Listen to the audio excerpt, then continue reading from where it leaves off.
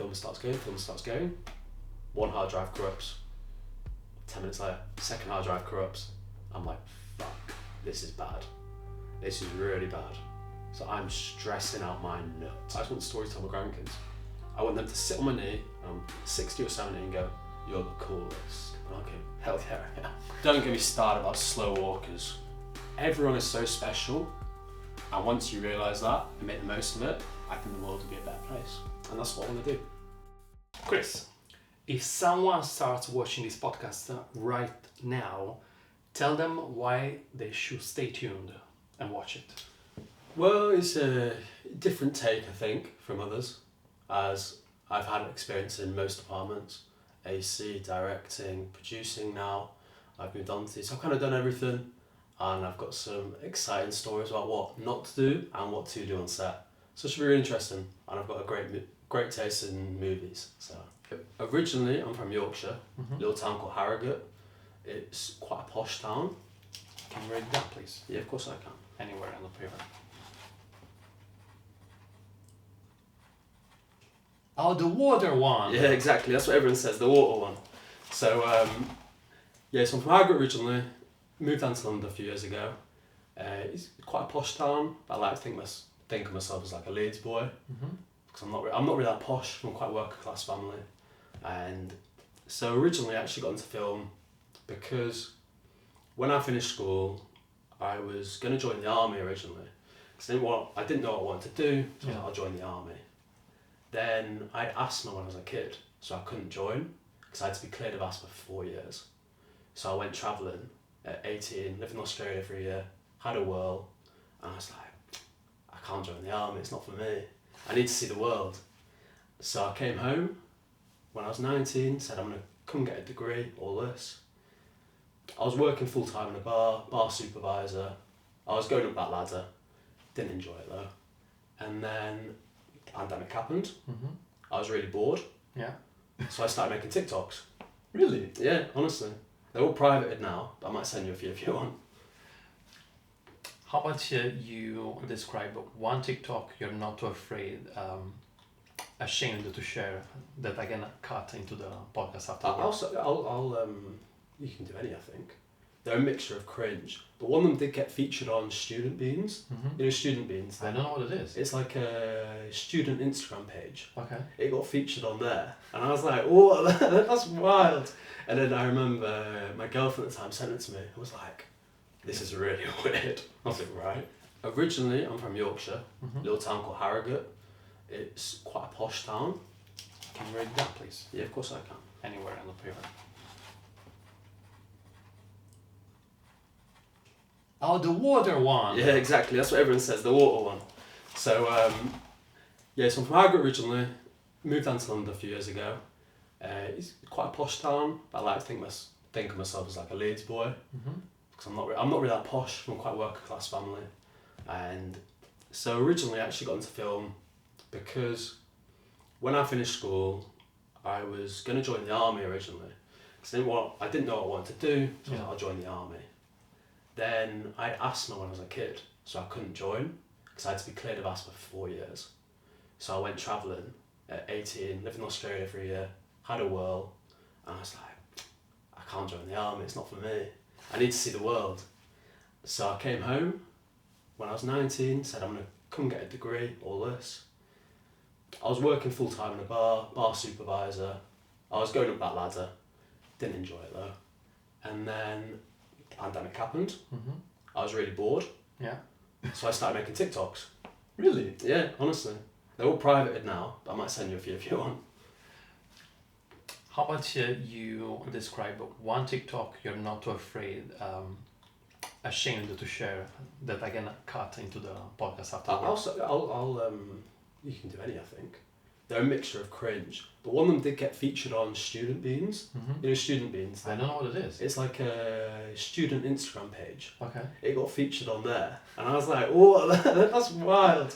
And then I remember my girlfriend at the time sent it to me. I was like, "This is really weird." I was like, "Right." I didn't know I was hooking up with Star. But no, it was a really weird scenario, and they didn't even tell me they were going to put it on the website, on the Instagram, sorry. So I was like, I think my mate commented going, well, at least send him some money for it.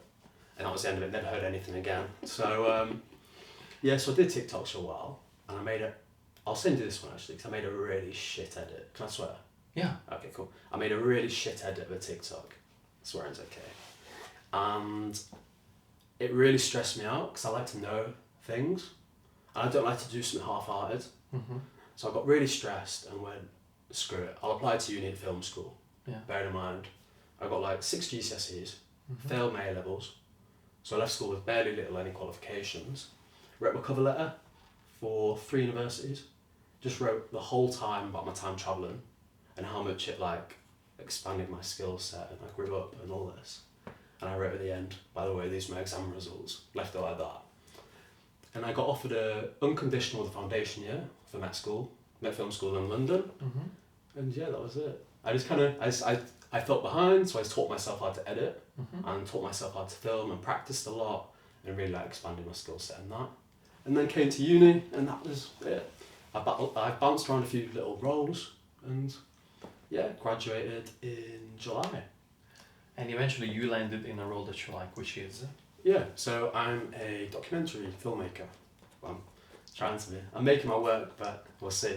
But Oh wait, so I fucked it up, because my understanding was that you wanted to be a grip and second AC, you didn't want to be, you know... no, I was just doing that to keep me busy. Okay, then So let me do the intro again. No, it's okay because I've changed. So if you want to do the intro again, you can, but I don't mind. Of course. So, I want to promote you as who you want to be. You would like to be a documentary filmmaker. Yeah. Okay. Hello, my name is Luigi. You can find me on any social media channel at luigi.filmmaking. Our next guest today is a documentary filmmaker. Please welcome Chris Stallard. Hey, thank you for having me. Pleasure to be here. Thank you for being here. Okay, so tell me more about. So you told me about your journey, and but you didn't tell me about where does the need to tell stories come from. Originally, Yeah. the videos, because I've always liked the idea of photography and stuff like that, but I don't do professional photography in any sense. But when I came back from Australia, the video's on my YouTube, so you can, if you need it. But when I came back from Australia, I was really regretting not having any videos Mm-hmm. and remembering my time. So I ended up making a video from my pictures, which is quite interesting, where I spoke over about my time in Australia. And since then, it's always been my kind of motto that I've gone by for many years now is, I just want stories to tell my grandkids. Yeah. Don't really care about much else, I just want stories. Yeah. So through my life, I've lived that way. And it's worked quite well in the end. I've started documentaries for one reason, essentially. I hated set, because I had a really bad experience on set. Yeah. And it was, I was a data wrangler. I used to do a bit of data wrangling on the side. Mm-hmm. I'm not good at it, but shout out Liz Stroud, taught me everything. She used to get to Met, great editor, get her involved, incredible. And so I went on this set, really high value, 3 black magics, like 3 cam multi setup. I was a little data wrangler, they want inexperienced people. And they phoned me through Liz and went, oh, do you want to get involved? We'll pay you $1,000. I was like, yeah, well, it's $1,000 for a week's shoot, yeah, let's go. That's a month's pay. And I went on the set. I was very prepared, but the producer wasn't with my skill set. I'd done data wrangling 3 times before. I was alright, but I was nothing special. They gave me a G-RAID hard drive. Never get G-RAID. For any data wranglers, please. It was 64 terabytes. It was a big boy, really big boy, massive. And I formatted it in the wrong way, because I didn't know otherwise. Because I was meant to get the hard drive the week before and figure out how to use them. But I only got told the day before which hard drives I was getting, and I was so focused on trying to organise all the stuff I didn't actually realise that there was a different and special way to format the G-RAIDs. So, the film starts going, 1 hard drive corrupts, 10 minutes later, 2nd hard drive corrupts. I'm like, fuck, this is bad. This is really bad.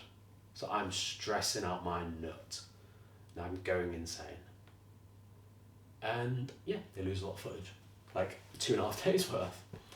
And yeah, I'll never be a data wrangler again. Anyone asked me to, never, please no. I phoned Liz after. I phoned the whole time, we're chatting. was like, what do I do with this? Please help me. What do I do? She's like, I have no clue. Texted me a few months later. I was like, yeah, you meant to format it different. We had the problem now. And I was like, right. Still got paid, but horrible. And that was for a proof of concept. Going out to Channel 4, they'd spent 6 figures on it, I think. And yeah, I messed it up. Mina Joya. Minor joy. Minor Joya. Minor joy. Never a joy. Oh, second one. Yeah. So, imagine Chris, 18, 17, 18, handsome, baby-faced, pleasure to be around. Bit of a... I didn't think I was a heartthrob. Some people thought I was. Then we went to school with this girl called Lily. Lily was a Leeds Rhinos cheerleader, big rugby team cheerleader, beautiful girl, actress. She does a bit of TV work now. Really lovely girl, really pleasant. And she had about 30k Instagram followers. And as an 18-year-old, I was like, I have 300. Whoa. And so I'd been chatting to this girl for about a year, and then we organised to go on our first date. We got on our first date on a Friday night. On the Wednesday, I shaved my head. I had a buzz cut. It was a trend. Well, it wasn't a trend actually. I did a buzz cut. It was a silly idea. Built up the hairline for it. But so I go to this party after the date. I had a really good date with this guy. I really liked her. And then in comes Lily, the hottest girl in school. And she goes straight for me and goes, oh, you're so hot. Oh my God. And I'm like, I don't think I would have, if Angelina Jolie flirted with me, I'd have had a less reaction with Angelina Jolie than I would have with Lily. I was like, whoa, like what? Then she tried it on, tried to kiss me. I was like, whoa, no. I've just been on a first date. And she laughed at me. And I think that was my shot of stardom. I could have dated, not a celebrity because she's not, but I could have dated a Instagram famous girl. Mina Joya. You did great. Yes. I did Italian on Duolingo for ages as well. So I don't have to mess that up. Oh, so, what happened to the other girl, the one you were on a date with and you had a good time? We went out. We went out for like, oh yeah, so with the other girl, Yeah. we worked together. We went out for like 6 months and then she cheated on me. And then I messaged Lily and she ignored me. Minor joy, yeah. Minor joy. And we worked together as well, so it's chaos. Really? And I went travelling to Australia because I was so depressed after the breakup. So I'm here now because of her. That's the whole thing. Yeah. Thank you, Lily, or fuck you, Lily. No, Lily's harmless. She's a lovely woman. Oh. Carrie. The dream would be to get it on the GoPro yearly review. What's the GoPro? Have you seen that? No, what is it? GoPro have their own YouTube channel Mm-hmm. where they do like the best clips of the year, and it's incredible. Like it's people paragliding, diving, skydiving. It's everything. It's incredible. Definitely check it out. Love it. Just GoPro YouTube channel. That's it. But the film side itself, like with docs, it is hard. There is no money, but there's never any money until you make the money for them. In the sense of like, it's not successful now, Mm-hmm. but I think once my work is put out there, it might be successful, and that's how the money starts. Like in the sense of when they did crime documentaries, they were very hit and miss at the beginning. Mm-hmm. Then for a good 6 to 9 months, they were everything. Yeah. That's all people watch on Netflix. And we're very popular at the moment. Exactly, and that's what I hope to do. They still are. Yeah, I don't really watch this. I'm really bad at them. I don't. I'm quite ethically led with documentaries, Interesting. and I don't think they're very ethical sometimes. What do you mean? Can you tell me more on this? Because I Yeah, don't of know course I anything can. about that. So, for example, please don't sue me, but from what I've heard, it was what's his name? The gay guy in America killed those people. Mm-hmm. Yeah, there's a documentary about a gay man in America killed loads of people. I can't remember the name of, very famous though.